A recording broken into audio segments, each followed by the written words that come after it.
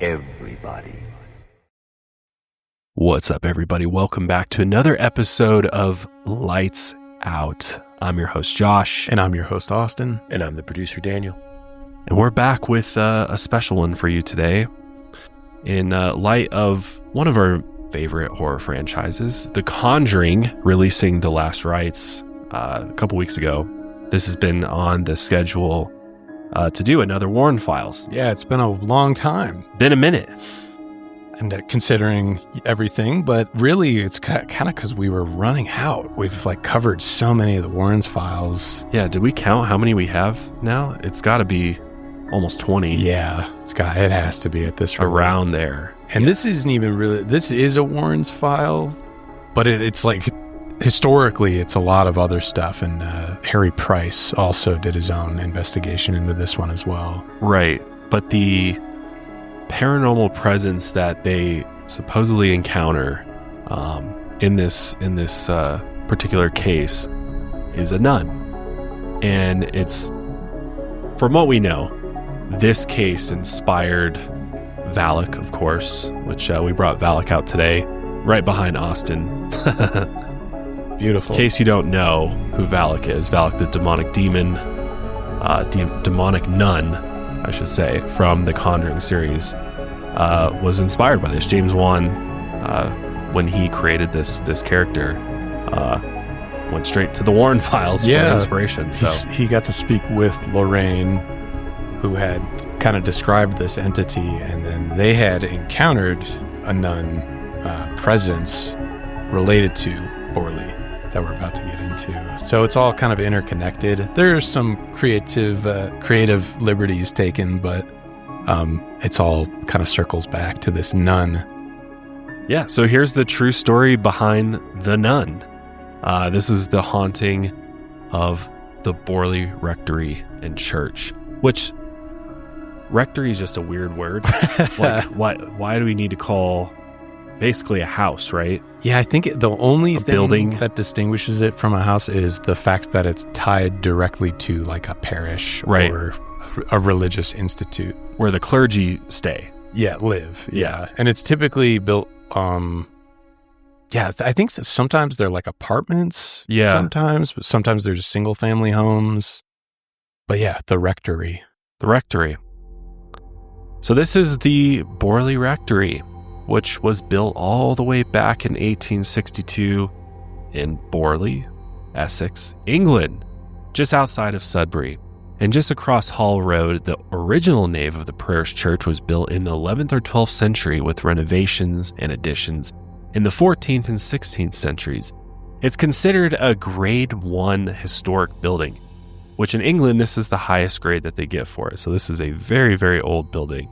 This parish served the surrounding rural community of Borley and the surrounding villages. It was kind of the center point of this town in a lot of ways. An earlier rectory, which sat near the church, had been destroyed by a fire in 1841. So this new Gothic-style rectory, made of sturdy red brick, was built to last for centuries. But unfortunately, it only lasted less than 80 years.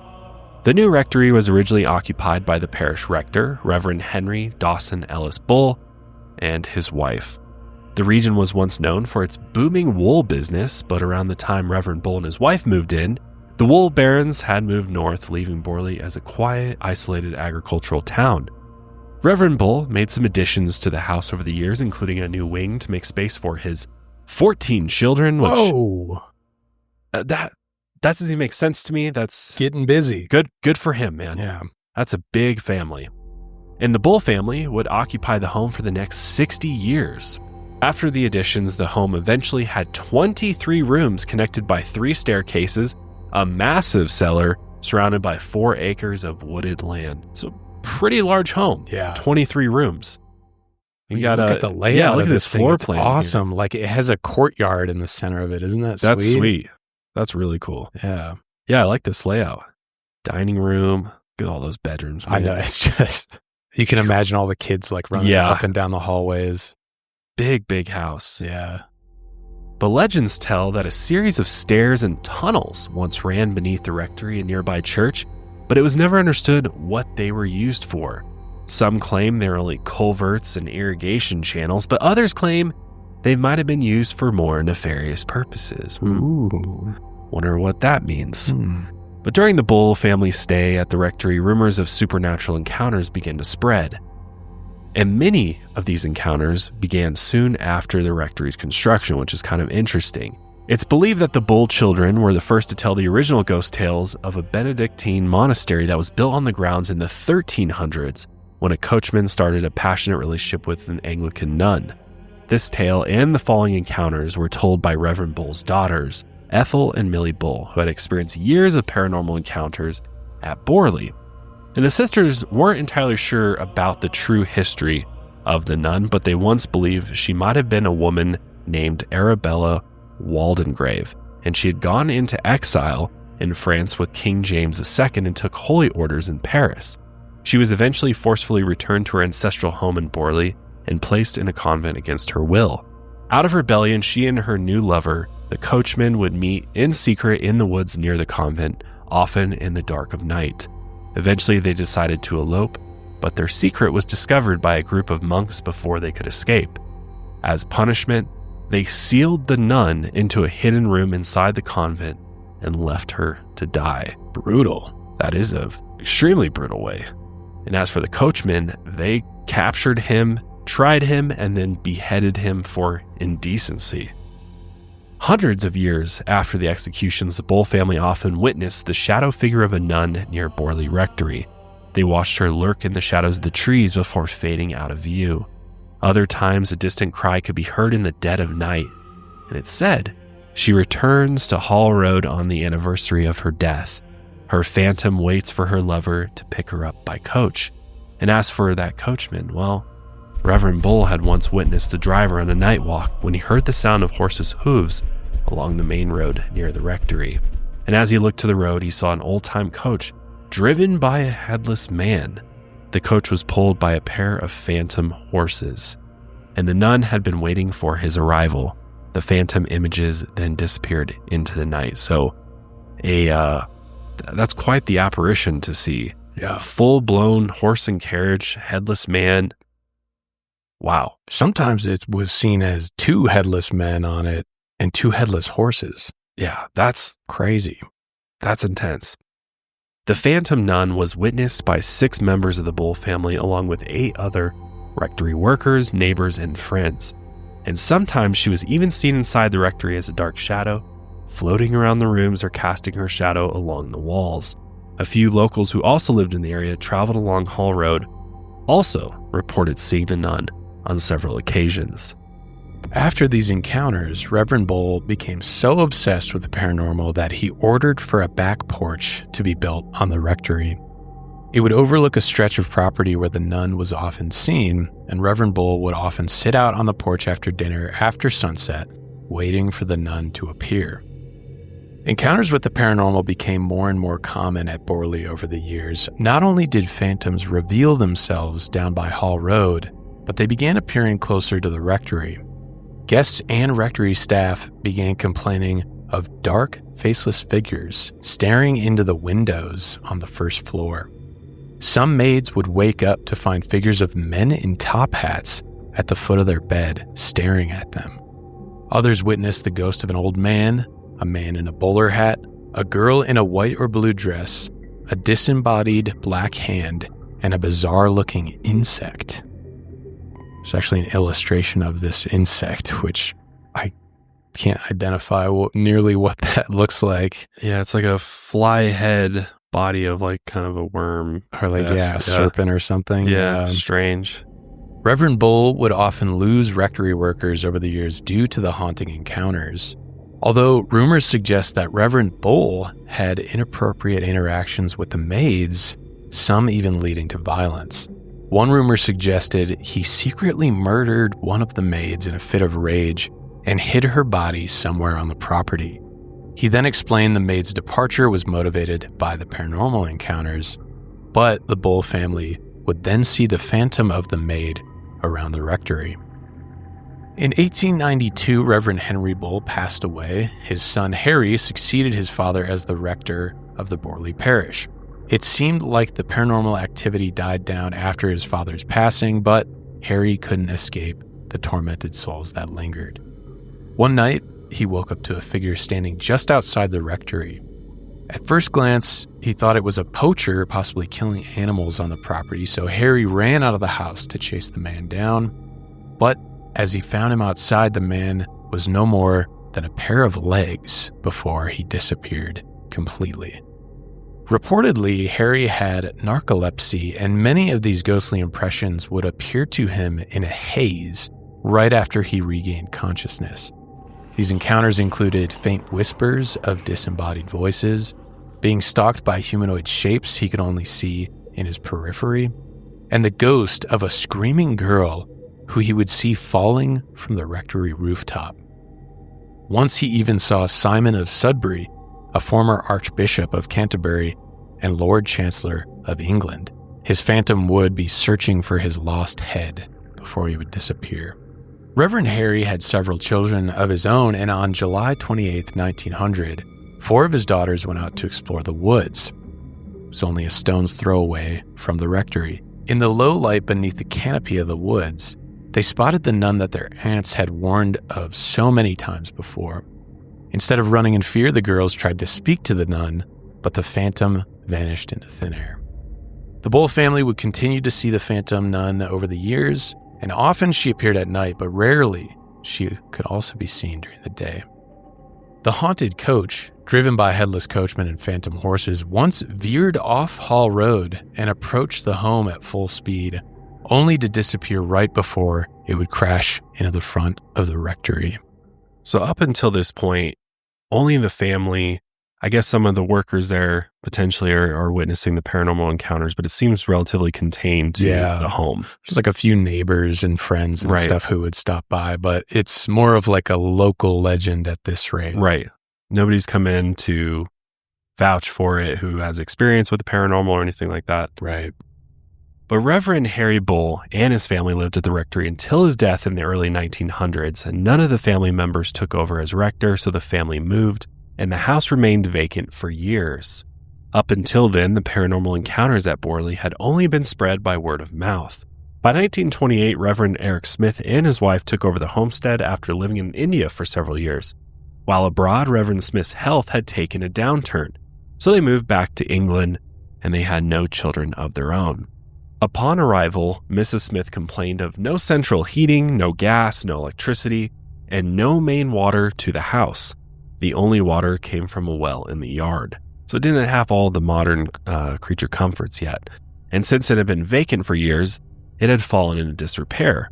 Its rooms were cold and drafty, its roof leaked, and rodents had infested the cellar. The rectory's maid informed the Smiths of the home's haunted history, but the couple just laughed at the tales she told. One morning, while Mrs. Smith cleaned the filthy cupboards to try to make her new home hospitable, she came across a human skull in a brown paper bag. No big deal.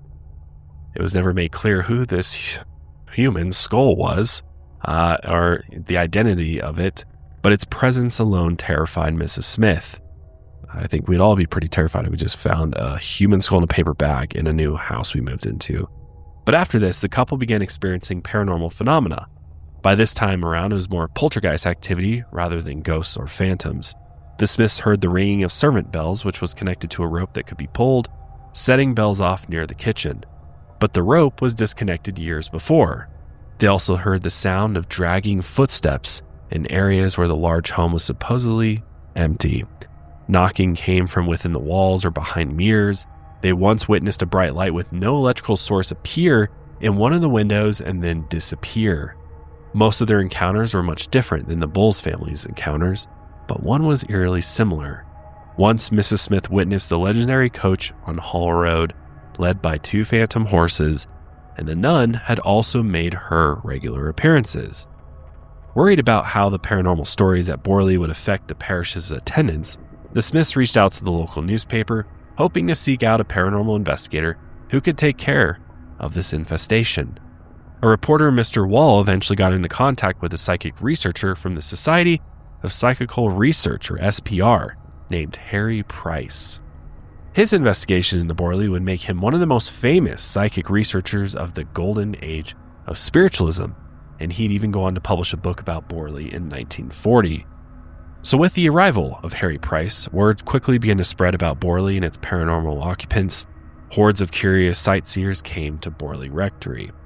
Rather than solving the problem of a haunted reputation, Harry's visit would give Borley the name as the most haunted house in England. With each reported paranormal encounter, Mr. Wall would publish the findings in the daily newspaper beginning in June 1929. The paranormal activity seemed to ramp up compared to the 6 decades of the Bowles family's occupancy, but after the arrival of Harry Price, a new poltergeist activity plagued the home. Invisible energies hurled candlesticks and vases downstairs or smashed them against the kitchen stove. Other objects like mothballs or pebbles would fly across rooms. Keys shot out of keyholes. Harry Price also noted spiritual messages being tapped into a mirror in the walls. Coincidentally, the poltergeist activity stopped when Harry Price left the home. Mrs. Smith, although she believed there was a paranormal activity within the home, accused Harry of exaggerating and falsifying the encounters for fame and fortune. Ultimately, the events at Borley ended up making Harry Price world famous. But the paranormal activity continued even after Harry Price left. Disembodied footsteps haunted the halls, and the servant bells continued to go off at all hours of the night.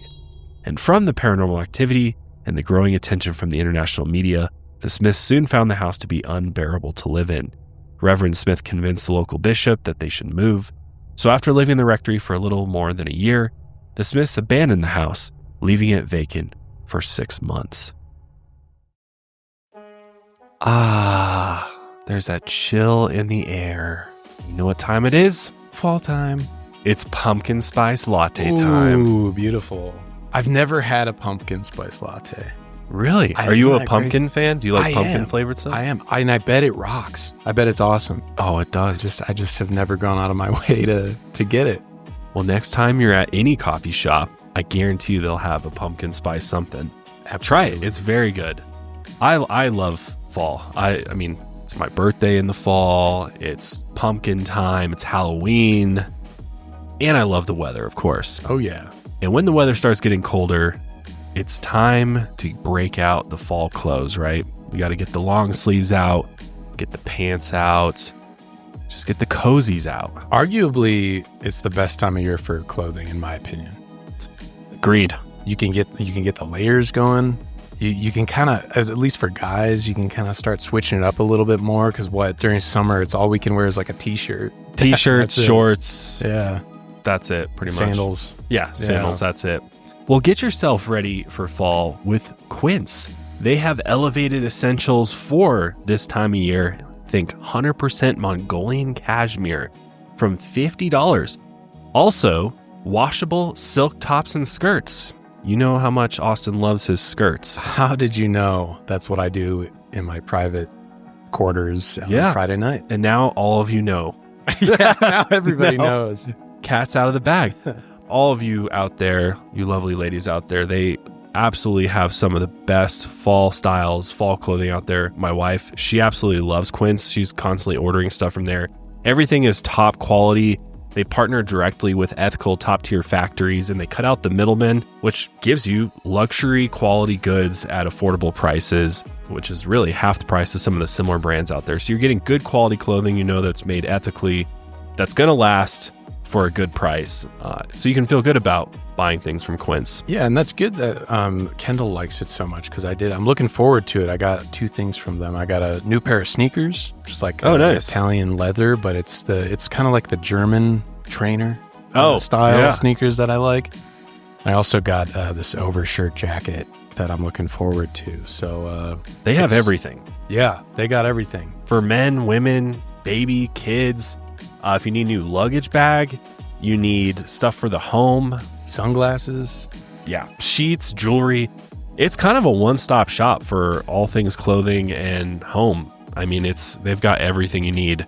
Keep it classic and cozy this fall with long-lasting staples from Quince. Just go to quince.com/lightsout for free shipping on your order and 365-day returns. What about that? That's a good crazy. Return policy. Wow. That's QUINCE.com/lightsout to get free shipping and 365-day returns. Quince.com/lightsout.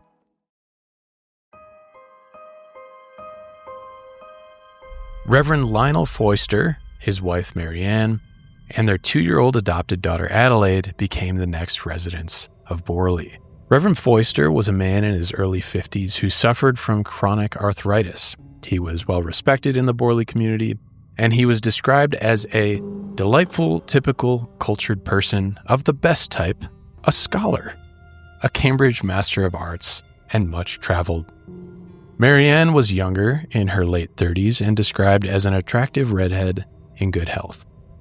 The psychic researcher Harry Price soon returned to the property for a short time after Reverend Foyster began reporting odd occurrences.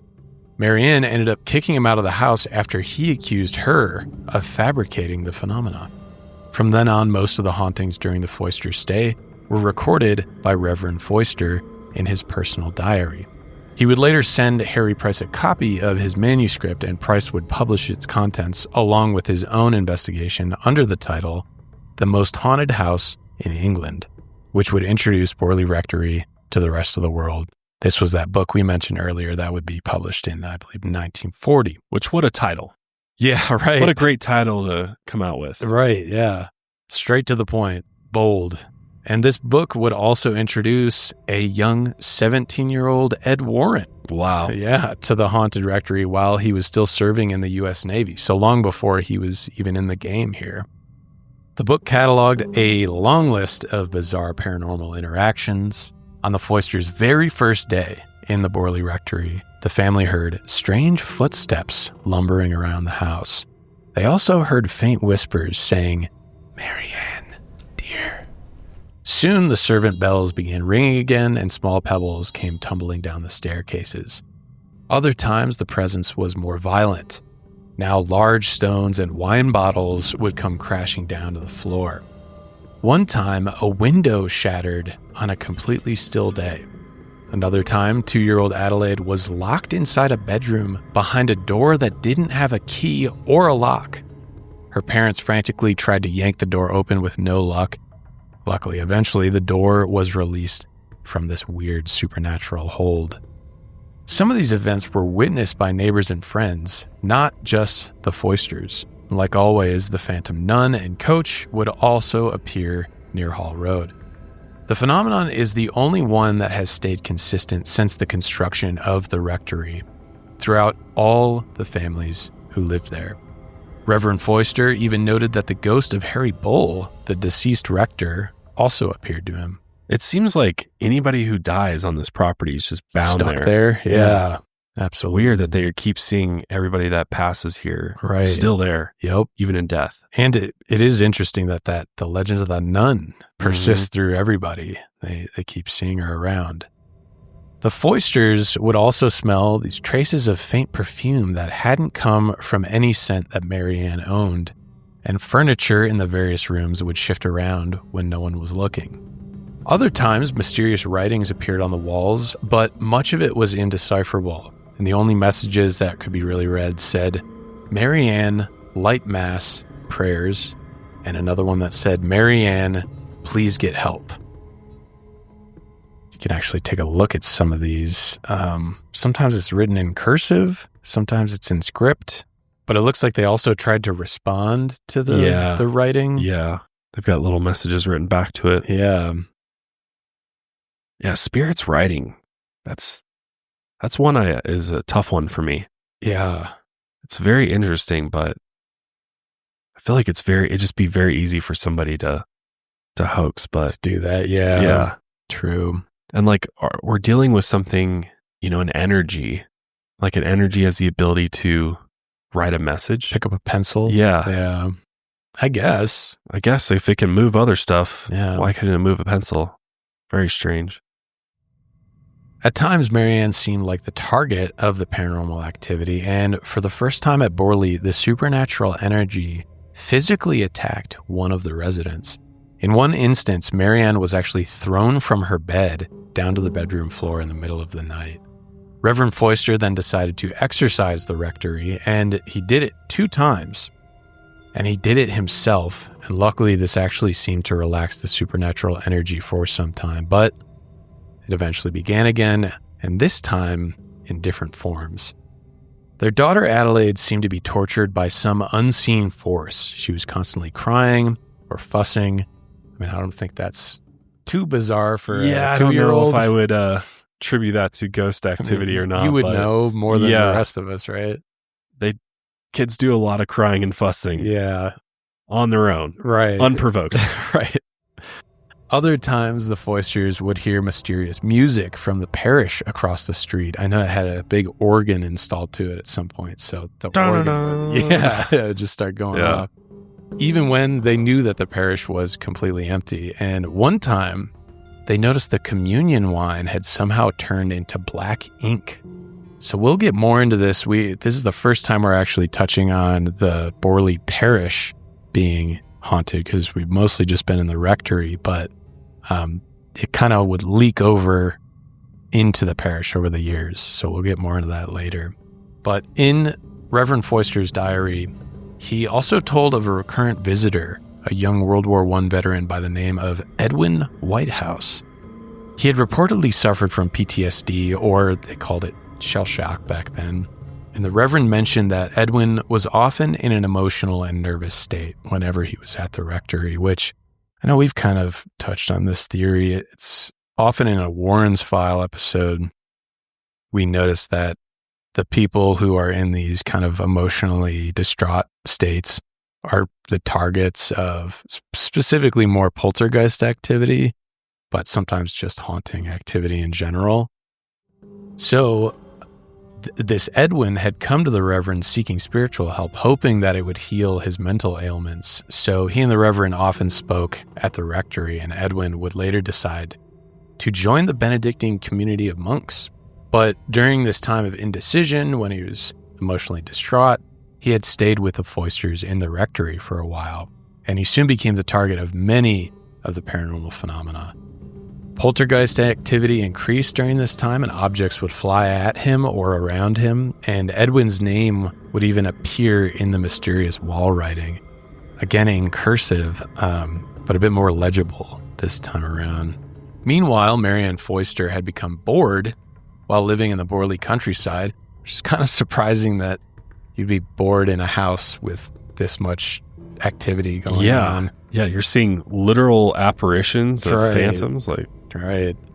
But, her husband was spending a lot of time speaking with Edwin, trying to get him help. So she began taking these trips to London, and she eventually started a flower shop business with a man named Mr. Darrell. She also began looking after the man's son, whom she took back to Borley to watch after him. She also reportedly adopted children from the local Church of England Children's Society.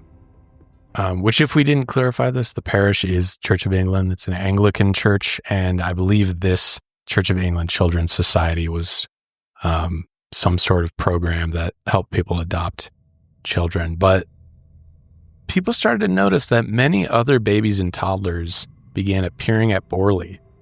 So no longer ghosts are showing up here, just a lot of kids, random children. So rumors actually began to spread that Marianne was engaging in what's known as baby farming, where she would accept infants in exchange for money, because in the 1930s it was seen as socially unacceptable to have a child out of wedlock. So many people were trying to just give away their children, and adoption centers were often over capacity, so they would just find women and be like, look, I'll pay you a lump sum if you can just take my child from me. So people think that she was taking these children for money, and adoption laws were pretty loose back then. So many assumed Marianne was just engaging in this baby farming for some extra cash, and but possibly also out of sheer boredom, because she didn't have much to do around there.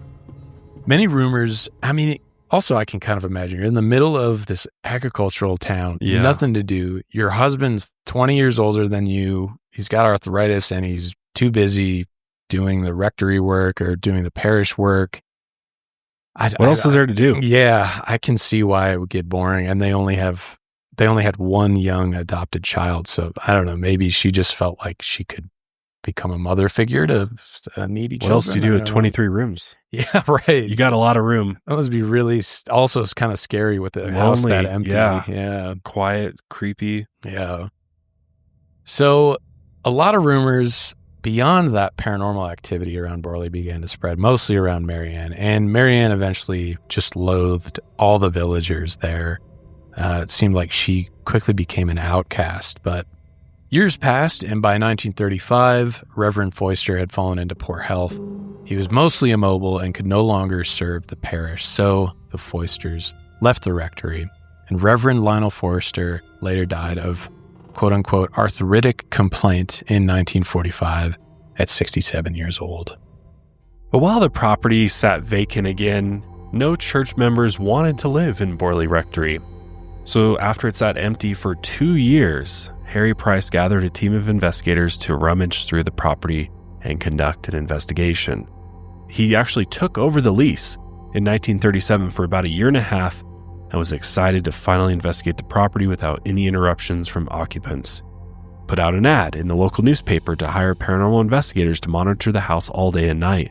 His team was made up of 48 people in total. That's a huge operation. Yeah, that is a lot of people. 48? Everyone gets their own bedroom. There you go. Bunk bed in each, you're good to go. Yeah. Before the investigation, Harry Price created a DIY guide for his team that taught them how to respond to and how to take note of paranormal phenomena. And he called it the Blue Book. Many of his team reported trivial sounds, but some of the reports could be tracked with tools and instruments. Many noticed drastic temperature shifts in different areas of the building. They also set up a stack of books connected to a device that would detect movement, and if movement was detected, then a bell would sound. That bell did go off, but some doubted if it was poltergeist activity or a cat that had snuck into the house. I mean, the house was vacant for 2 years, so there's probably lots of critters in there. Yeah, rodents. But who knows? Others witnessed coats without visible bodies gliding around the house or objects being thrown by invisible forces. Some of the lead investigators also performed seances to attempt to contact any spirits that were within the rectory. They did not use a Ouija board, but instead they used a table similar to the famous Philip experiment in the 1970s. They also asked mostly yes or no questions, or questions that could be answered with one word. And there's even a screenshot of some of the questions. Yeah, they were trying to get information for like what the spirit was that they were talking to. Who are you? Are you happy? Yep. What caused your unhappiness? During this conversation, who are you, Henry? Are you happy? No. Who caused your unhappiness? Uncertain, but apparently my wife. Of course his wife. So that might be Henry Bull, possibly, from the first rector. The transcript of the interaction was later given to a woman named Helen Glanville, who then used a planchette and Ouija board to communicate with the spirits further. She made contact with 2 spirits, and she claimed that the nun, who was often seen at the property, had the name Mary, or Marie Lair, and her story was similar to the other stories that had been passed down from the Bull family. The spirit said she had been murdered and buried in the cellar, and the spirit also claimed responsibility for the writing on the walls aimed at Marianne Foyster. The second spirit claimed to be Sunix Almyers, who threatened to burn the rectory down. They also mentioned that after the fire, human remains could be found in the ruins. After Harry Price's investigation, the property was bought by a man known as Captain W.H. Gregson. He made some money off the property by giving haunted tours, and he claimed that his dogs mysteriously disappeared when he brought them to the rectory. And not long after, the house actually mysteriously caught fire, ending in a total loss. At midnight on February 27, 1939, this is when it went up in flames. Allegedly, Captain Gregson was unpacking boxes when he knocked over an oil lamp in the hallway. The blaze spread quickly, engulfing the entire home in flames. It was later discovered that Captain Gregson owned many properties that, quote-unquote, mysteriously caught fire, and some suspected him of committing arson in order to collect on the insurance money, which that was a very common scam back then. And also his story, like, okay, you're unpacking boxes, you knock over an oil lamp. Oops. And that single oil lamp catches this massive house on fire. That no attempts to put it out, clearly. Yeah, what? You can just throw a blanket on it and you're good. It's like, oh, bummer. Yeah. Others believe the fire was indirectly caused by a Murs, the spirit that had threatened to burn the place down and reveal human remains. Witnesses to the massive house fire claim to have seen figures walking within the house. Some also claim they saw the nun peering through a second-story window. The ruins of the rectory then crumbled over the years. The rubble was removed in 1944, and Harry Price attended the final demolition. He claimed that he saw a brick levitate in mid-air. Damn. Reportedly, the area where the rectory once stood still has a massive cellar, subterranean tunnels, and waterways. After the demolition of the remains, many submitted their own theories to Harry Price. Others dug into the history looking for clues on the mysterious phantom nun. No records of a monastery or a convent were found in Borley, but some noted that these religious buildings had once existed several miles away. Apparently, Harry Price found 2 human bones on the property after the demolition of the ruins. He believed they belonged to a woman, and many believed they were the remains of the notorious spectral nun, and they were later buried in a cemetery in Liston. Borley Parish refused to give the bones a Christian burial on their property because they believed that the bones actually belonged to a pig and not a human. That's a pretty big confusion there. Right. Pig bones, human bones. Yeah, I don't know. How come the human bones weren't given to the authorities? That's another When you good find question. human remains, you usually just report it to the authorities. I know. That was also why I was confused with the human skull being found in the kitchen, because we don't Right. whatever happened with that one. Maybe that was a part of the Is remains. that the nun's skull? Yeah, who knows? But after the rectory was long gone, its paranormal legends still circulated, and the BBC even ran a TV series on the rectory after World War II. Since it was difficult to travel around Britain after the war because of the destruction, as well as the mines and barbed wire that riddled the coasts, many could travel to quiet places like Borley, that place was generally unaffected by the war. So for years, many came to Borley hoping to find a piece of this paranormal puzzle. Between 1947 and 1953, the Borley Rectory became a household name in Great Britain. People held seances on the property, parapsychologists gave lectures about the property, and the countless newspaper articles really pushed this story of Borley and its haunting.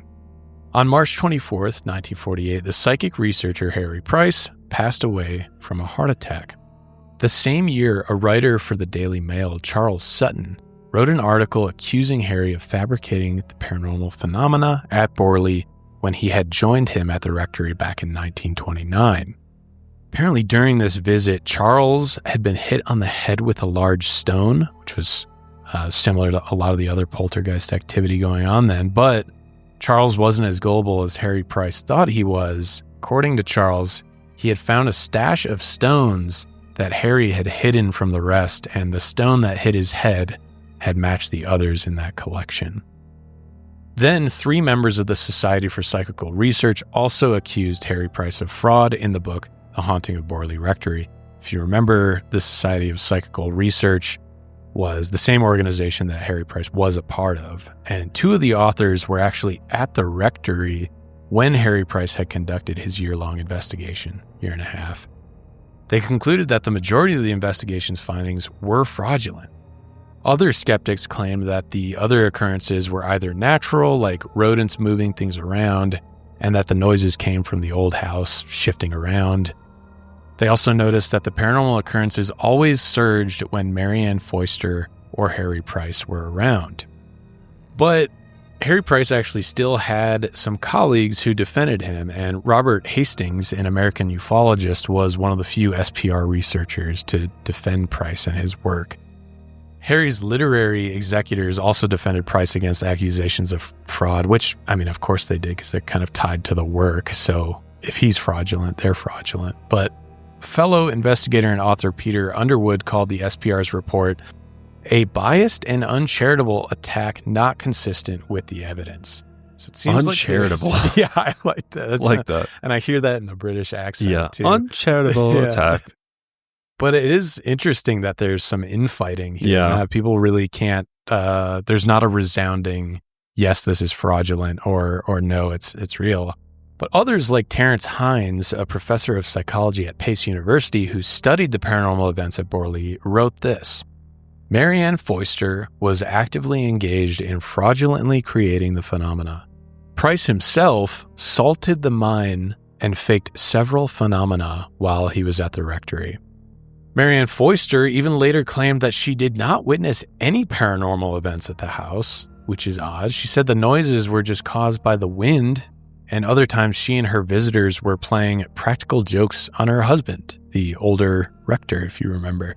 She also then admitted to having an affair with a man who stayed with them, a man named Frank Peerless.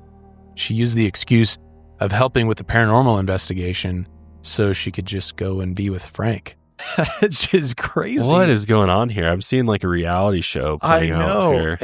And why would she admit this? That's so weird. I mean, I guess like her husband had already passed away from the what did they call it? But she can only get his attention if he's investigating the paranormal activity at her house. Right? I don't understand what? that. And like some of this other stuff could just be, an academic, psychologist, professor, whatever, clashing with like a paranormal researcher, at the time. Oh, like, yeah. It's almost like beef. Yeah, exactly. It's kind of like put me on the you don't know what you're talking about. Yeah. You're not educated. Well, I study this stuff. Because, we're talking about a ufologist too. True, yeah.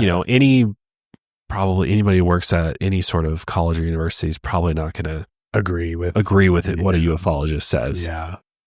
Typical beef. Yep. Reverend Eric Smith's wife, who lived at the property for about a year and reported paranormal activity then, also later wrote to the Church Times and the Daily Mail, saying that neither she nor her husband, Reverend Eric Smith, believed that Borley was haunted, which is even stranger because I think that was the first couple who called Harry Price in to investigate because they were worried that the hauntings and the rumors would affect the parish. Yeah, well, and I'm just like, aren't these religious folks? If they really are having a haunting going on, why don't they know how to get rid of the devil? Get rid of demons? These bad boys. It's like, why would they even allow this to go on? Yeah, I think the only person who exorcised the house was Foyster, Reverend Foyster. He was the one that did it twice, but yeah, everyone else was like, what do we do? Because I'm not super familiar with Anglican beliefs, but I would assume that they would think any sort of spectral nun or apparition would be demonic in nature, right? Yeah. And I know they don't have like the same exorcist rules as like the Catholic Church does. I don't know how they really handle, how do Anglicans handle demonic entities if they think that they're demonic? Oh, so they have a very similar way of sort of dealing with it as the Catholic Church. Oh, okay. Anglican churches address suspected demonic activity through a formal bishop-approved process known as deliverance ministry. Oh, so it's basically just a different name. Yeah. All right. So it's the same type of thing. Contact a parish priest, referral to the bishop's team, multidisciplinary assessment. So they have a process. So why were the So what's going on here? Where'd Harry Price come from? Yeah, and why Harry's like, yeah, let's make some money. But why didn't any of the reverends reach out to the bishop? They literally have a whole ministry. If the team determines that spiritual affliction is present, interventions can range from pastoral care to a formal rite of exorcism. That's why it seems like talking about the pastors. Right, yeah. The priests, the people that run the rectory. That's why I'm wondering if Harry Price had maybe something to do with maybe the stories at play here. But, I mean, according to him and the books that he published, it was Reverend Foyster's diary.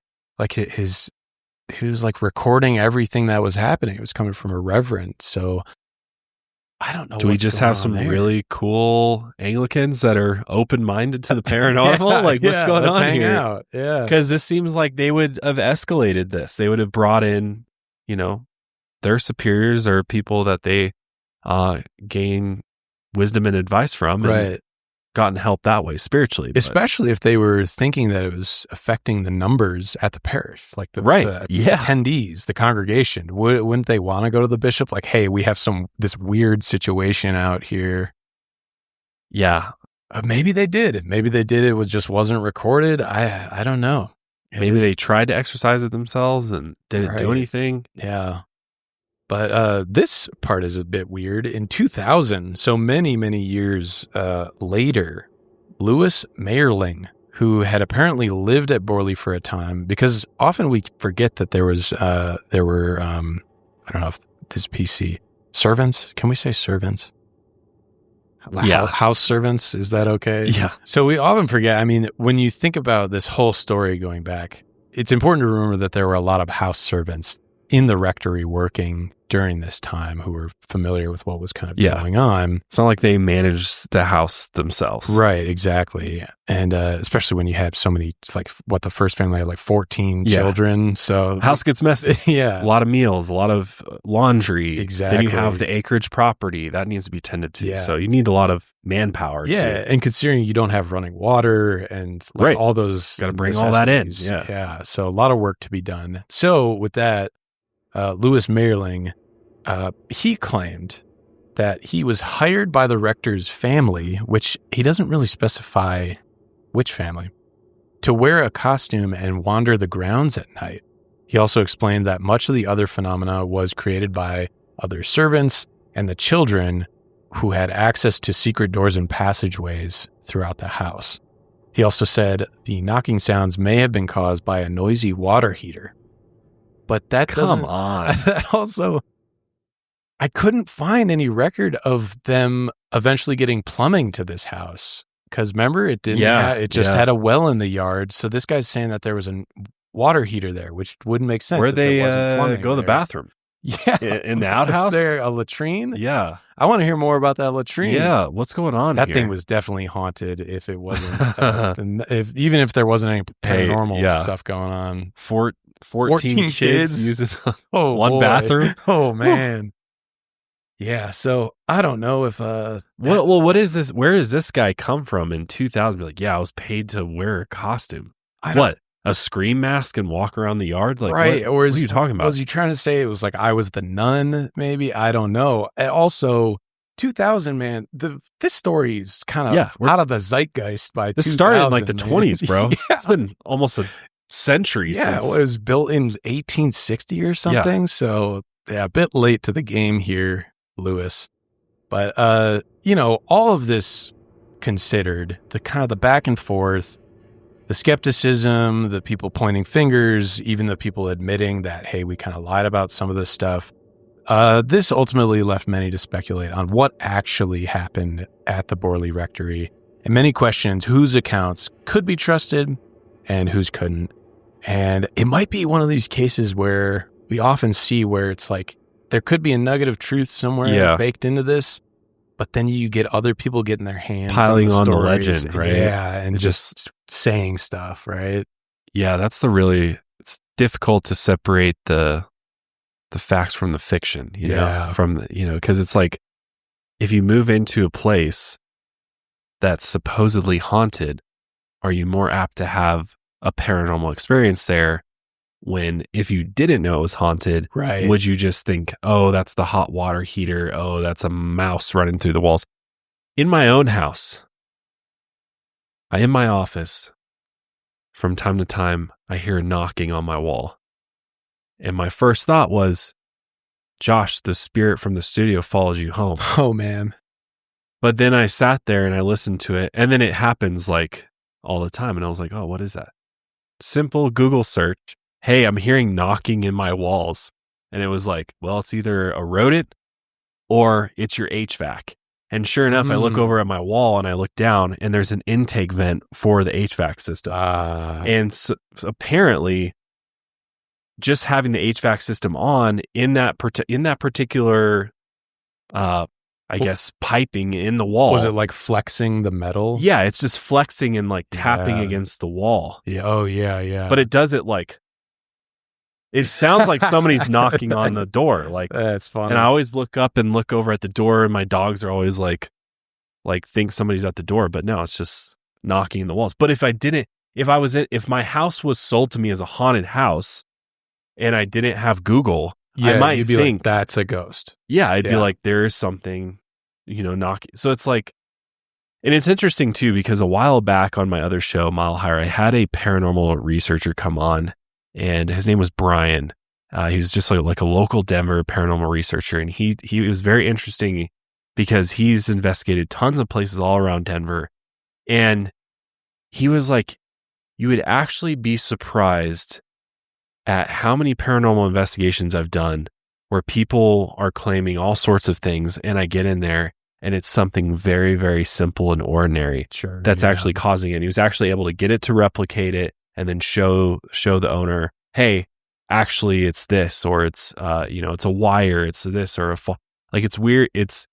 There's so many normal things that can cause weird disturbances and experiences that you maybe have never had before or didn't even know were possible for like a wire to do that or something, or an HVAC system to make those noises. But if you're hell bent on this is a haunted location, you're going to lean that way. It's the preconceived notions, right? I think we do that with a lot of stuff, not even just haunted houses. But if you go into a movie thinking it's going to be crap, the movie's going to be crap, right? Because you've already set the expectations for it. Yeah. Or it's going to be the greatest movie you've ever seen because you set your expectations so low. So I think we do that with a lot of things, and paranormal events are no different. Not to say that paranormal events aren't real. I think they are. I think it's just they're very hard to discern, and you have to almost investigate it like a scientist would. Right. Yeah. You have to use like the scientific method and the tools and the right tools to actually determine it. Right. And I know, like, with the worker who was saying he was going up and putting on a costume and like going messing with people, I can relate to that because if I knew that there was a spectral nun that was reported at this property, you bet your ass I would be getting a nun outfit. And knowing that 14 kids lived at this house, I would be out in the woods, like creeping around in a nun outfit to get everyone geeked about it. So I don't know. Even then, it's still kind of wild to me that throughout generations, people kept seeing this nun. So it wasn't just some guy in a costume or anything like that. It's could you write that up as mass hysteria? Is that more of preconceived notions? They're like, we know the nun is out there, so you kind of see what you want to see. I don't know. Was the rectory ever inspected? Right. Yeah. For, you know what I mean? It's those types of things, those steps that usually aren't taken in paranormal stories. Yeah. Before we just say, oh yeah, that's definitely a real paranormal case. Right. Where you rarely hear, yes, we brought a home inspector in. I've got some great home inspectors that do really get in there. Yeah. And they'll find something that's causing a noise or a stench or something like that. Yeah. And, it's sometimes easy, especially in older properties, to jump to. Yeah. So I had a 100-year-old house in Hamtramck, and the heater system was as old. So like right when radiators kind of fell out of style, it was the largest furnace you've ever seen in your life. And they actually had to cut it in half to get it out of my house because I replaced it right before I sold the place with a new one. But I was like, damn, this thing, it was really inefficient heater, but it had lasted for so long. The guy who inspected it said it was maybe like an 80-year-old plus heater. Wow. It's like one of the first heaters ever installed in a house. Wow. And I remember that thing would flex. What, it use oil? It seemed like I remember the pilot light when the thing would light. It was like, so you actually have like a whole like lit thing you could see. It was massive, and it sounded like a roaring flame would turn on when that thing kicked on. Yeah. It's like the furnace from Home Alone. Right, exactly. Yeah. Like when the furnace kicks on, it makes this weird noise. Right, yeah. So, or no, Elf too. That was it. Yeah, yeah. Or the radiator. Those were radiators. It's like it's making a weird sound. Yeah. Both of those had radiator horrors, but yeah, that furnace was massive. Yeah. But I remember I would hear a really loud like pooh that would kind of echo through my house sometimes. And I realized it was actually, I would go down there and wait for the furnace to kick on. And it was actually the metal was flexing from the heat. Yeah. So I always wondered, I was like, what the hell is that? Also, of all houses to be haunted, the 100-year-old house might be one. Yeah. But yeah, it just ended up being the furnace. Kind of a boring answer, but. Well, you never know. You just never know with these old cases. But it's still, so the rectory, we're kind of on the fence, right? We're on the fence of whether or not anything paranormal is actually happening there. Sure. Seems like It's possible, but there's a lot of questions still. And there's a lot of maybe people associated with this. Harry kind of fucked it up for me a little bit. Yeah, that you can't trust him after a while. He went full blown to go and be like, this is the most paranormal heavy house in England. Yeah. Says a lot, right? Because like, what is it? It's shock and awe. It's like, whoa, you're not going to believe this. He could have just been like, the paranormal happenings of the Borley Rectory. Yeah. So it's like he's trying to sell it, right? He's got a motive to sell books here. Absolutely. I'm sure it might be kind of rough financially to be a psychic researcher in these days. So he's got to make some money too, But that doesn't mean the parish itself, the Borley Parish across the street, doesn't have something going on, because we're now going to get into where Ed and Lorraine Warren kind of get involved here, because despite the criticism, many still believed that Borley was haunted. In 1955, Thurston Hopkins, a British photojournalist, visited the property where the rectory once stood. The building was gone, but the gateway near Hall Road was still standing. He arrived on a calm, sunny day in mid-afternoon. He wanted to get a picture of the gatepost and fence against the sky. Later, when he developed the film, he noticed a black shadow in the center of the photo. Some had claimed that the nun had once appeared to them as a black shadow. Thurston Hopkins was certain that the shadow was not visible in his viewfinder when he first took the picture. I tried to scrape the bottom of the internet to find this picture. I couldn't. So if anyone out there can possibly find this photo, I would be very thankful. Well, it sounds like there's not much of a photo. It's just a blob on the screen. Yeah. Which... still kind of interesting. If he didn't see it in the viewfinder when he took it, that's an anomaly of some kind. And again, we got to take his word for it, right? Right. Yeah, he didn't see it. Yeah. You never know. Yeah. But again, it's possible this demonic entity, it seems, is still floating around the Borley Parish. So tales of the Phantom Nun continued through the years, eventually getting the interest of Ed and Lorraine Warren. Because Ed, he already knew about this place. Mm-hmm. From a long, 17 years old. So Ed Warren, you know him, we know him, and you know all the parts of his story. True. Right? Which we don't forget. Ed, of course, self-proclaimed demonologist. Lorraine, clairvoyant and a medium. And they worked together as a married couple for about 50 years. And in their career, they claim to have investigated over 10,000 cases. We're at like almost 20 and we're running out. Yeah, so where are the rest of those cases? Release the Warren files, please. Along with those other files that we want to see too, but definitely want to see the Warren files, because there's 10,000 cases. Where's all that info? I know. And evidence. Even with this case, I was like, they claim to have all this footage and stuff, and it's nowhere. It's being held under lock and key by the museum. Tony Spera. Well, the museum's sold. Oh, that's right. Matt Rife owns it now, which that'll be interesting to see. How that unfolds, but Matt Rife released the files, man. Does he have possession of the investigation materials, or just the building? I would assume it's just the building. I think Tony Spera still has. He still, I believe, has all of like the actual investigative files. I would assume, unless he sold that. I don't know. I'm curious of how that whole deal went down. Yeah. Yes. How did Matt Rife, out of all people, end up purchasing this? And why? Well, I know why. Money. Because guess Always. what? New Airbnb, baby. Oh my God. Yeah. Seriously. Bed and breakfast at the Warrens' house. God, yeah, that's what it's going to turn into. Which I don't know how they're going to do that. Because I guarantee that house is zoned for residential. It's in the middle of like a quiet neighborhood. True. Yeah. So I don't know how he's going to pull that off. But maybe you can do like a short-term rental Airbnb. There's no way you can have like a full-blown museum there. No. God. What I could see him doing is moving all of the museum artifacts to another location. Sure. And then having like their house be an Airbnb. Okay. For people to stay in. Because you can do that in a residential neighborhood. Okay. That would make more sense. So, could you imagine moving all that stuff too? So it looks like they did just sell the building to Matt Rife. Okay, good. They, Tony and Judy Spera still own all of the artifacts and everything. And there's a 5-year plan to where after that 5-year lease is up, they're going to move the artifacts to an actual museum. So this is only a temporary thing. Wait, Matt didn't get the artifacts? I thought he was the new, was that misreported? He's not the new owner of Annabelle? I think he is, maybe Annabelle, but from what I'm reading right here, it says that he only bought the building and they're leasing the artifacts to him for 5 years. Oh, interesting. That was misreported. He is not the legal guardian of the Annabelle doll. So just leased. Because sounds like the Sparrows need some money then.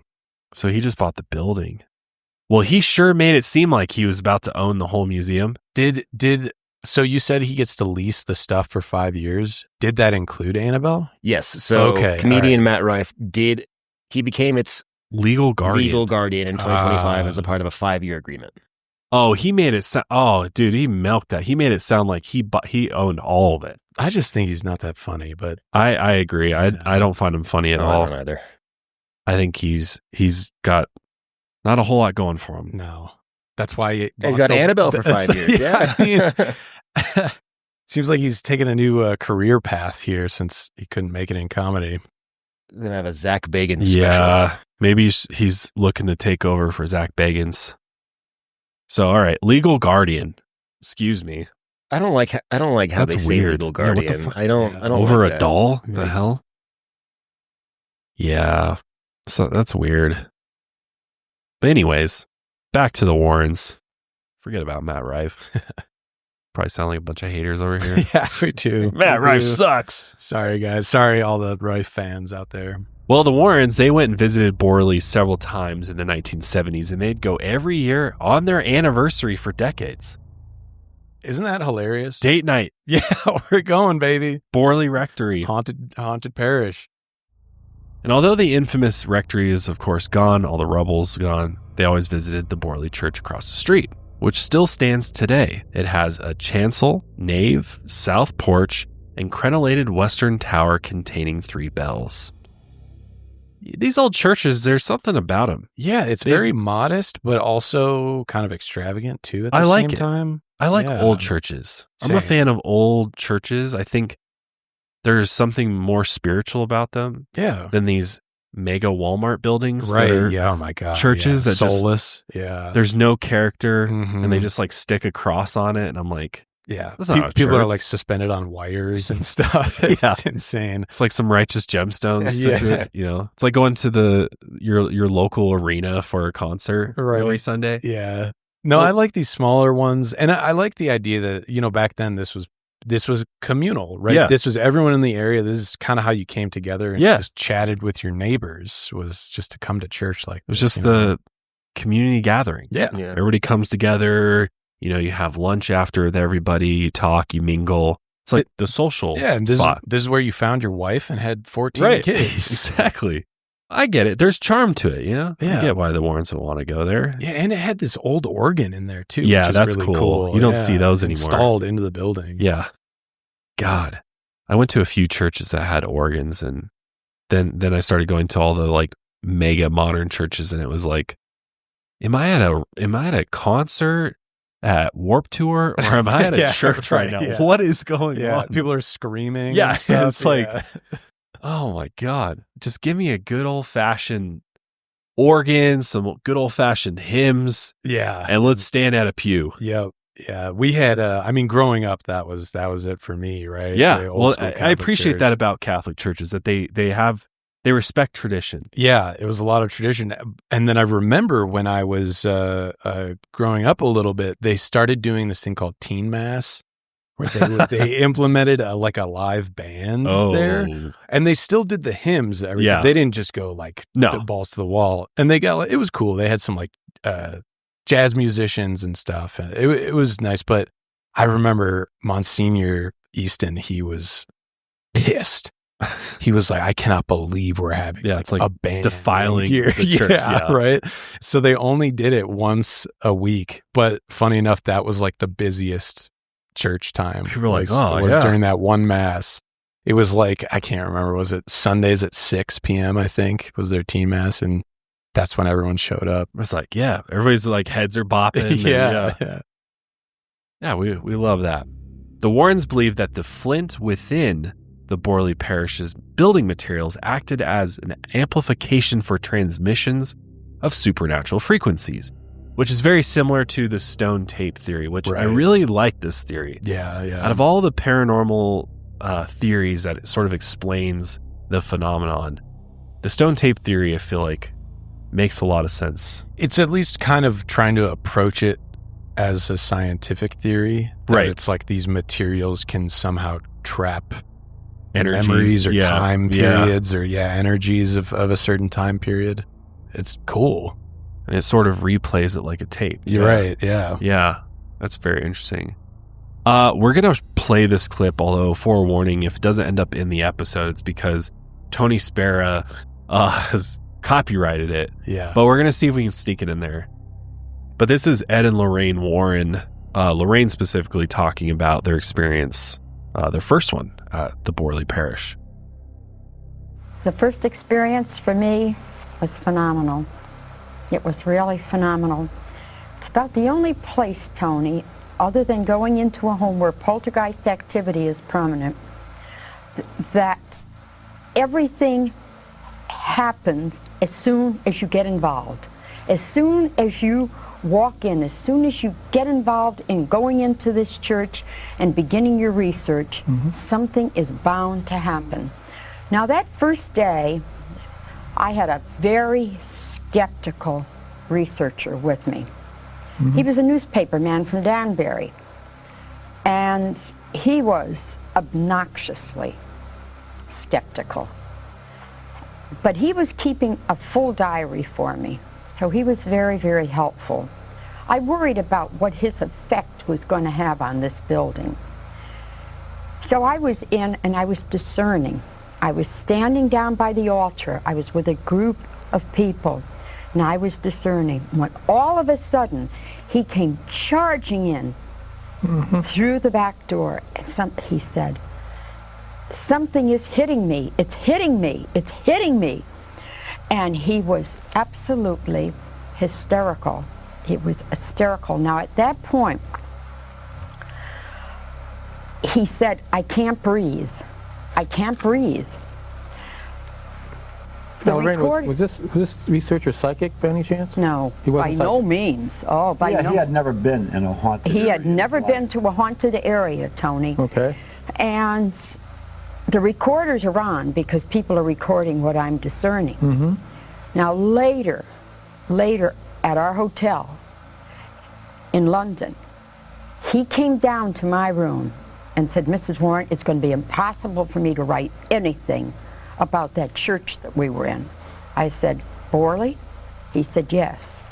He said, "The tape that you gave me where you were discerning," he said, "you can hear when I come in the room, and I'd like to play it for you." Now when he, or into the church, now when he walked in and he was yelling like that, a voice, a woman's voice, as he said, "I can't breathe, I can't breathe," said, hit him, almost Really? in a healing way. And you hear her very gentle voice. Now, this is a spirit voice that she's talking about. Well, that's quite a first Yeah. encounter First there. day? First day on location at a haunted. Matt Rife, release that tape. Yeah, let's hear Let it. me I hear want to it. hear this. Something's hitting me. Something's hitting me. I want to hear And that. then you hear a woman's Yeah. voice who wasn't Holy there saying something. Right. Yeah, we want to hear it. That's wild, though. Yeah. But later, they heard one of the church bells ring at night. But when the vicar ran to the base of the bell tower, the bell rope was still swinging, but no one else was around. Just ringing on its own. In a different area, Lorraine also witnessed stones falling on the slate floor in front of her.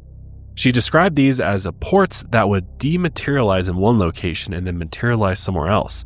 Lorraine said she took the stones and stored them in their famous museum. Interesting. On another night, Lorraine was speaking to her friend and psychic photographer Rosemary around 2 or 3 a.m., and as Rosemary spoke, it sounded like someone else was speaking, but no one else was there.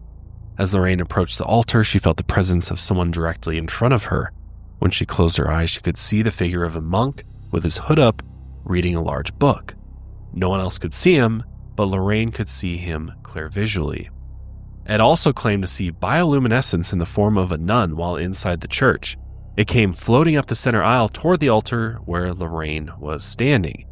The Warrens also encountered the infamous nun outside of Borley.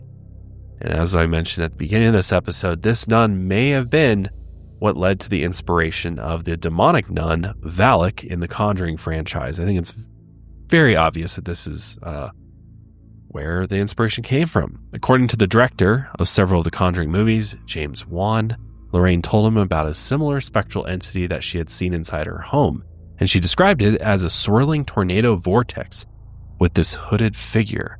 This entity would later be portrayed as Valak, a demon in the Conjuring movies.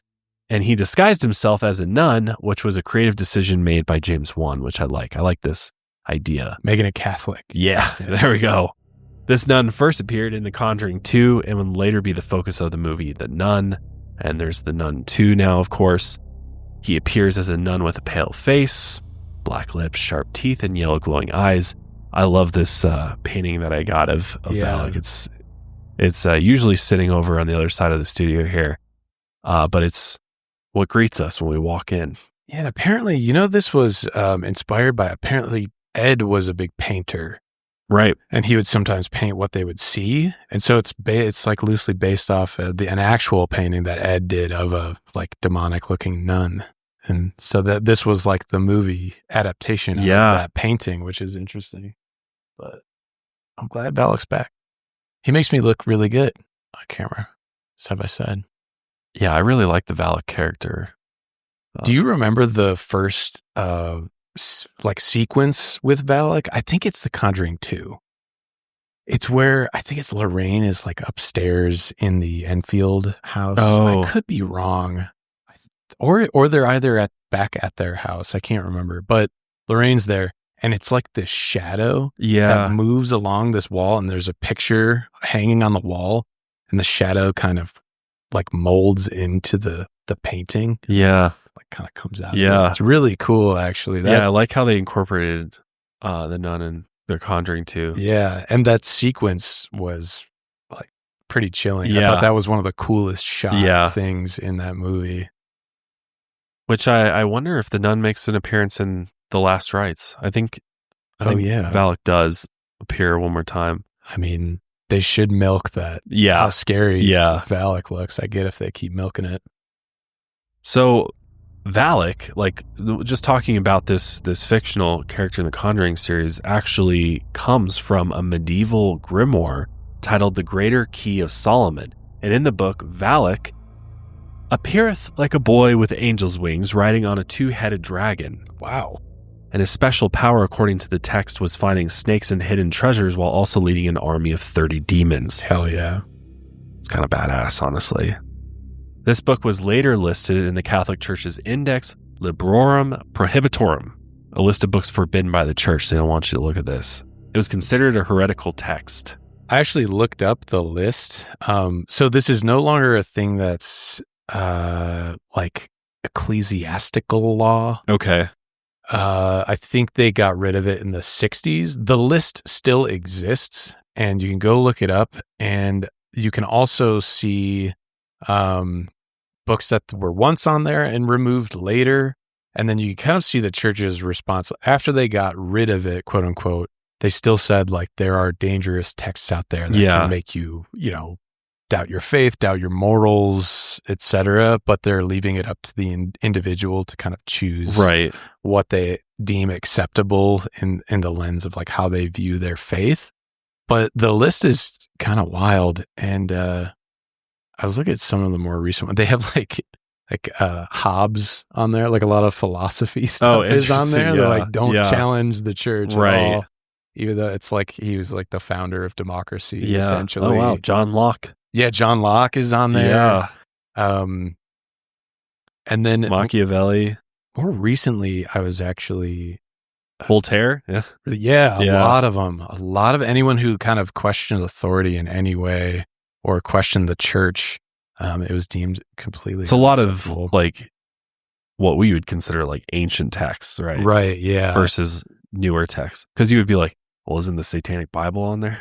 Right, yeah, actually, yeah. Because since that was, when was that written? Oh gosh, Satanic 70s, Bible. 80s? Well, Anton LaVey's was, Yeah. published in 1969. So this was already, the church had Right. done away with this by then. But then I found one. It was one of the more recent ones was The Last Temptation of Christ, which was like a highly divisive book. But here's the crazy part. That book was later adapted into a movie directed by Martin Scorsese, written by Paul Schrader, who adapted the book into a screenplay. And Scorsese now is known as a devout Catholic. So that's why I was so surprised. I was like, wait, what? He was adapting like a banned book by the Catholic Church? But apparently Scorsese kind of had an era of like secularism, and he had kind of lost his faith a little interesting. bit. Huh. So he made this movie, which is pretty blasphemous to the Catholic Church. Wait, what's the movie called? The Last Temptation of Christ. Oh, The Last Temptation of Christ. Yeah. A book, I think it was in 1955, translated. Okay, in so this movie 60. came out in 88. Yeah. And which is crazy because, I mean, this is the same director that went on to make Silence, like a very, very Ooh. Catholic movie. So yeah, for those not familiar, it looks like this, it portrays Jesus in a way that Christians definitely wouldn't like. Yeah. A sinful man. Right. Right. Participating in crucifixions. Struggles with various forms of temptation, including fear, doubt, depression, reluctance, and lust. Which I have this sitting on my shelf. I haven't watched it yet. I got the Criterion. Actually, Ian let me borrow it, the Criterion of it. I've been meaning to watch it forever. But yeah, this is, it's kind of surprised me this was on here and made by Martin Scorsese. But I'm gonna have to check this out. yeah, and apparently the score is sweet because it's music by Peter Gabriel. Oh, wow. He scores the movie. It's awesome. Oh, interesting. Yeah.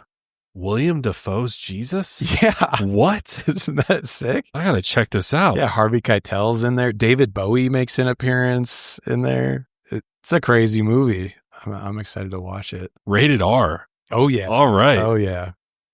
So it's basically if Jesus was just a man. A human. Just a human. Not the essentially. son of God. Right. Yeah. Which, how would he have lived life? Right. Yeah.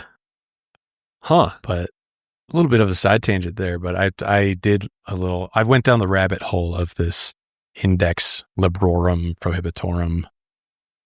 Yeah, I got to check out this Greater Key of Solomon too. This Yeah. looks very interesting to dig into. Yeah, it's just like a list of demons he vanquished or something Yeah. like that. Yeah, I've thinking about like it'd be interesting to do some episodes just kind of digging into demonology a bit. The lore of demons. Yeah, or like the, circles of hell. Yeah, Dante's Inferno. Dante's Inferno stuff. Yeah, that would be kind of interesting. I don't know. Hell, what a place. What a place. Kind of interesting. But anyways, back to the Warrens. Let's see how things ended up for the Warrens here. Whether the Borley nun was Valak in disguise is really up to interpretation, right? But the Warrens, while in England in the 70s, encountered a spectral nun during their visit to the Liston Cemetery. They visited Liston after hearing that the bones found at the rectory by Harry Price were buried there, which is interesting. So Harry may have brought the nun over to the Liston Cemetery. Right, if that's the logic behind it. If the bones are in fact the human remains of this nun. Right. When they got to Liston, it was a cold January night in 1976, and earlier in the day they had seen glowing stones in the shape of a cross on the cemetery property. And that night around midnight, as they wandered through the cemetery, Lorraine noticed their photographer came to a complete stop. Seeing the photographer stop caused the rest of the group to then stop, and the infamous spectral nun appeared before them. Lorraine came face to face with the nun before the entity vanished into thin air, and no photos were able to be taken. Because everybody was scared.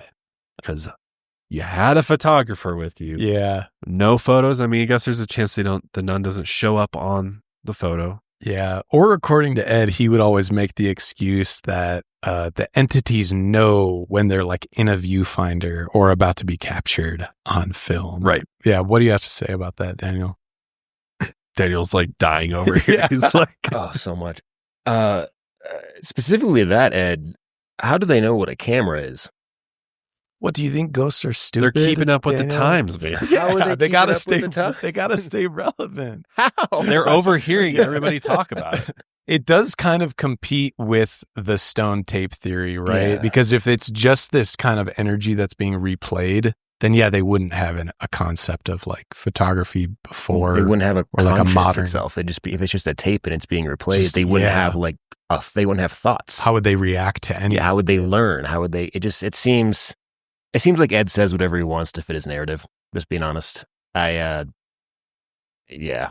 I think that's a bold claim, Dan.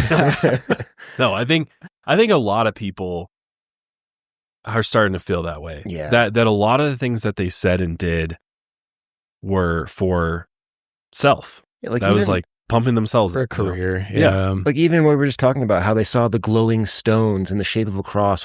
That's not necessary to the story. That's just making it seem like more like something magical. It's fantastical. Yeah. It's fantastical. like, what? It's You not- went to a cemetery, there's glowing stones in the form of a Yeah. cross. Exactly. Like it's just fantastical. It doesn't seem realistic at all. And It's good for a story. Exactly. It's Yeah. good storytelling, and that's what they did. They sold stories, in my opinion. Well, why don't That you... were adapted into a multi-billion-dollar franchise. They're really Wait good a at minute. it. Wait Yeah. a minute. Hold on. Well, Daniel, you know what? Maybe you can just shut up. You're ruining the paranormal. Yeah. There are people crying right now. Okay, look. I want ghosts to be real. I think it's cool. Like, don't get me wrong. When we did our ghost hunt, when I was walking down that hallway alone in the middle of the night and I couldn't hear anybody, it was creepy. You And feel it. You Yeah, feel it. yeah. I feel like, oh, someone's watching me. I feel the hair on the back of my neck standing up. I feel it's creepy, and I want it to be real. But Ed and Lorraine are not it. They are not it. That's fair. They're not it for a lot of Yeah, exactly. Their Like, personal activities were Yeah, questionable as yeah. well. But yeah, it's hard because when I when I started the show, I was team Ed and Lorraine Warren. Yeah. I was like, these guys are the shit. They really did it. And 5 years later, I can tell you that I think they are great entertainers. Just like Zach Bagans is a great entertainer. Right. That does a great job at selling the paranormal. That makes you believe it's all real. Everything he encounters and does is real. But then the more you look at it, and the more that you also look at case after case after case after case, you start seeing the patterns, and you start seeing the bullshit coming through. Yeah. You start seeing it, and it's an unfortunate reality to come to, but it's just the reality. And not to say that I truly believe the paranormal is real. I think there's a lot of unexplained things. There's things that science can't explain. We know that. That's a dead giveaway. But I think when it's packaged in such a way that it leaves no room for mystery and no room for debate. Yeah, we've explained it all, Right. and here it is. It's so concrete. Like, it was the nun. That's the human remains. Therefore, that's why the haunting's going on there. Yeah. And we moved the bones, and then now the nun's over here. Yeah, and the I mean- evidence that we have is locked away in a Yeah. secret room somewhere that nobody's God ever knows. going to see it. Yeah, you know. And I think also when you actually start talking to and watching real paranormal investigators do their work, and you start hearing like their experiences, and they're like, we rarely come across something that is truly unexplained. Yeah. It's Yeah. very rare. You start realizing like, oh, wow, it's far more rare, and it's very difficult to discern what's actually even happening, Right. to the point where they just kind of leave it at, we don't know why this happened. There's nothing to point to to say that this caused this. There are no answers. Like, Right, there really yeah. is no way to explain it. Therefore, we leave it at that. It's an unexplained phenomena. Yeah. It's almost like the paranormal as a concept being then tied up in a nice, neat bow seems counterintuitive. Like, that seems contradictory in and of itself, because isn't the whole idea of the paranormal is like this inexplicable Right. thing that's happening? Right. So when we get the stories where it's like, here is a neat it's a 3-act story that's all tied up together, and we have all the answers and the evidence is here. I'm just like, it makes me not want to believe you with something so obscure Yeah. and a flash in the pan of something crazy happening. I don't know how you can get to the bottom of it like this, and how just the sheer consistency of how much they're coming across these things. Like, we're seeing glowing stones. There are bioluminescent ghosts flying up the altars. while Lorraine's seeing, Yeah. like clairvoyantly seeing like a monk yeah, reading it's a huge wild. book. It's like- And not a single photo. yeah. Well, that's the thing about it too, is Ed and Lorraine Warren. I mean, I guess they're, I don't know them personally. I can't vouch for them other than what I know that's been reported, but are they really just this truly gifted couple that just had these insane gifts and abilities to Right, interact with the other side? In a way, I think I'm doubtful also because of their religious bias as well, that they always saw everything through the lens of the Catholic Church, yeah. as opposed to a more unbiased point of view, because I think that's difficult for me too, is when people look through it through one lens or look at it through this is a demon or not a demon. You know what I mean? That, well, how do we even know that demons are real? Right. Or that demons are a spawn of Satan? Like, how do we even know any of that is legitimate? We don't. Yeah. So that's just one point of view versus like maybe this is actually something completely unrelated to hell or any sort of afterlife whatsoever. Yeah. And it's something unexplained here on earth, Right. within our Yeah. reality, Yeah. within just this universe. Like, That's why I was shocked that Lorraine was talking about the materials of the building, because I'm like, that doesn't have any religious foundation behind it. I was almost kind of shocked. They never used the word like stone theory or anything. But I was like, wait, I've never heard the Warrens talk about the material of the building before, and maybe I'm ignorant to that, but we've covered a lot of cases here. I don't ever remember the Warrens specifically talking about material.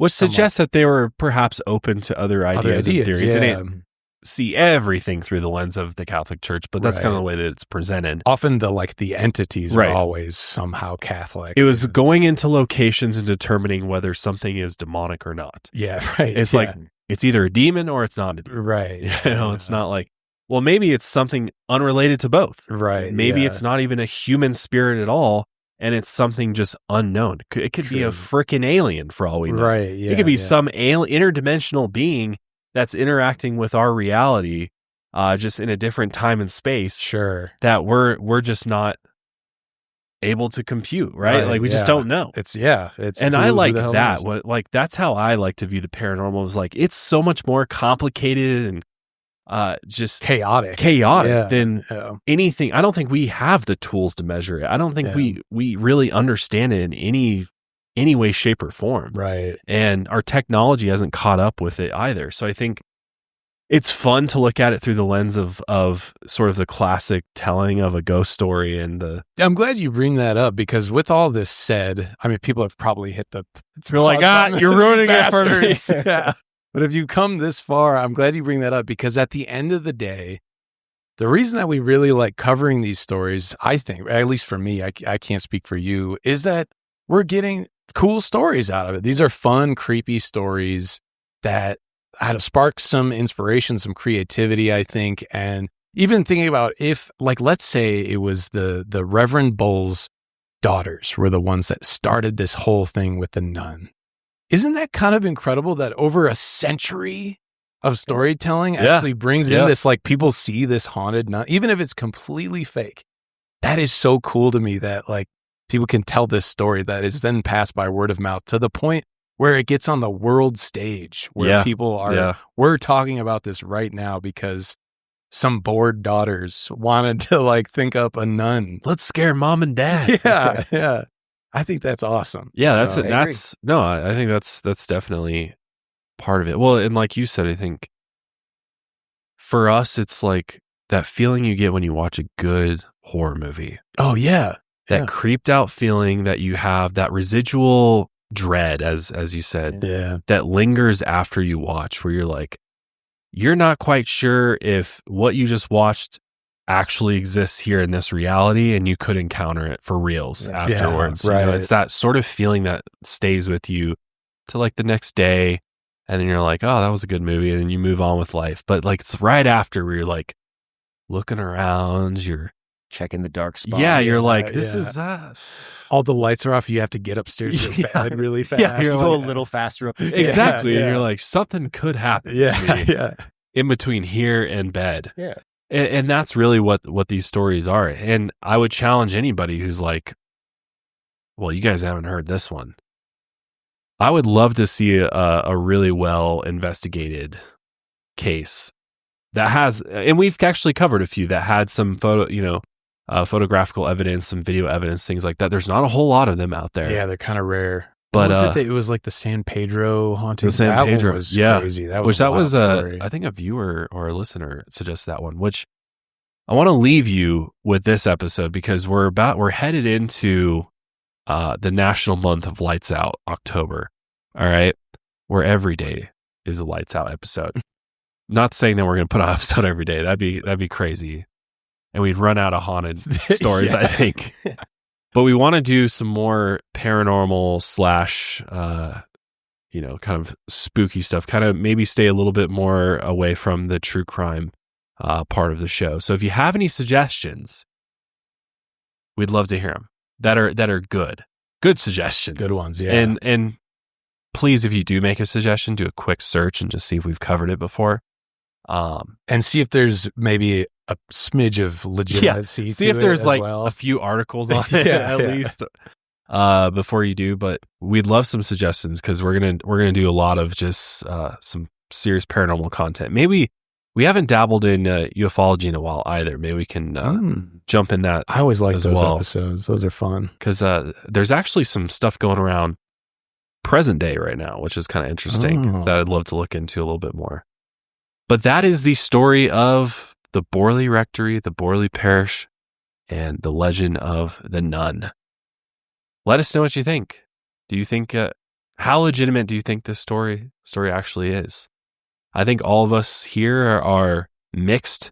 I think it could go either way, really. It could go, maybe this is all legit.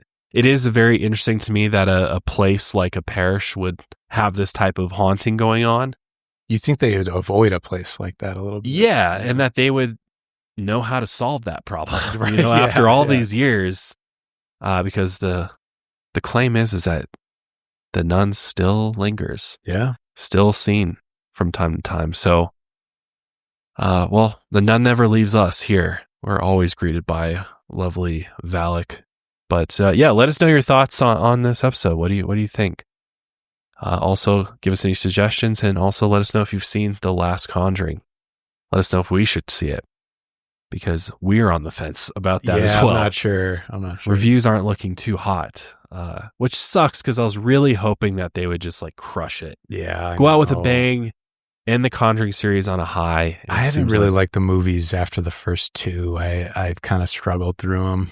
They just feel. I think it's also too. Most of us have seen just better stuff. Yeah. More hardcore stuff that is just better done, better storylines that were just kind of like, this is kind of. They look a little basic. Kiddie shit at this point. It's like teeny bop horror movies. Yeah. You know? Yeah, good introduction maybe. If you don't know. It is a great intro. Movies. Yeah. But then you start watching like actually like legitimate horror movies. You're like, I'm fucked up for days after watching this. Whereas like The Conjuring, you're like, oh, that was a good that was spook. Fun. Yeah, that was fun. I ate a whole bucket of popcorn during it. Yeah. You got to see Weapons. I highly recommend everyone go see Weapons. Is that out yet? Yeah, that's been out for a while. I'm gonna watch it I think it's still in theaters. If not, it'll be on like streaming or rental pretty soon. Yeah. That's good. That's a good one. And it's actually kind of funny. Oh. Yeah. I got some good laughs. Love a good laugh. Yeah. But that is going to be it for us today. Thank you for being here. If you're still here, really, thank you for listening to us. Sorry if I sounded a little congested through the episode as well. Getting over a little cold, but we'll see you guys next week with another one. Till then, lights out. Everybody.